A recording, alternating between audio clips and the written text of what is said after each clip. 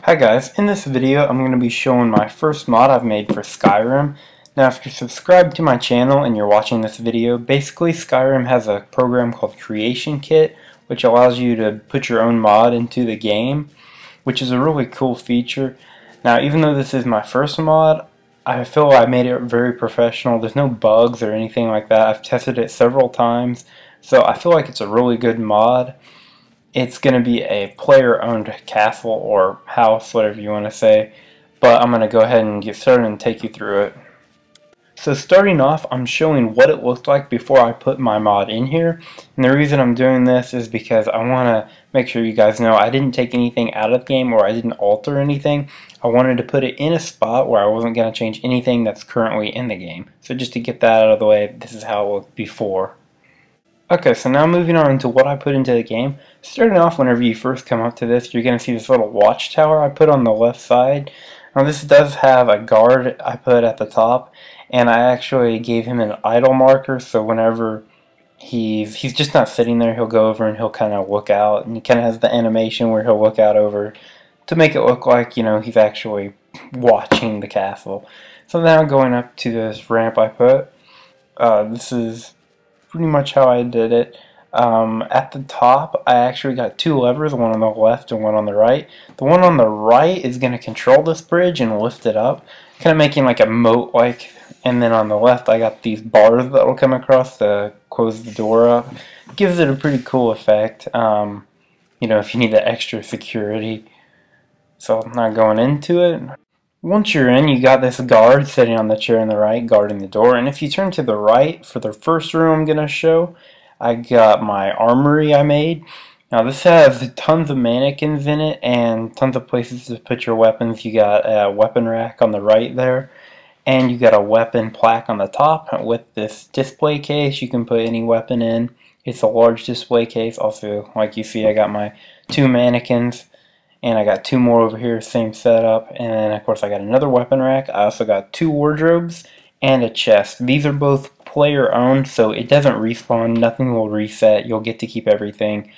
So, going to my magic armory now, across the hall. I have an arcane enchanter, I have a alchemy lab, and I do have two little small strong boxes you can use. And then I got my mage mannequins over here with my staff, and again another player-owned wardrobe, so your stuff does not reset and you won't lose anything. Over here I got my dining table I put in. I put a lot of details in there. It looks pretty good in my opinion. And across I got kind of this planning room with, I put some details in the shelving. Over here, this staircase goes all the way to the roof of the castle. And you got some pretty cool things up there, but this is the staircase that goes all the way up. And I'll get to that later. Across the hall, I got kind of a similar setup, but except this one will go to the basement. Again, I'm going to go through that in a second, but now I'm going to go upstairs and to the second story.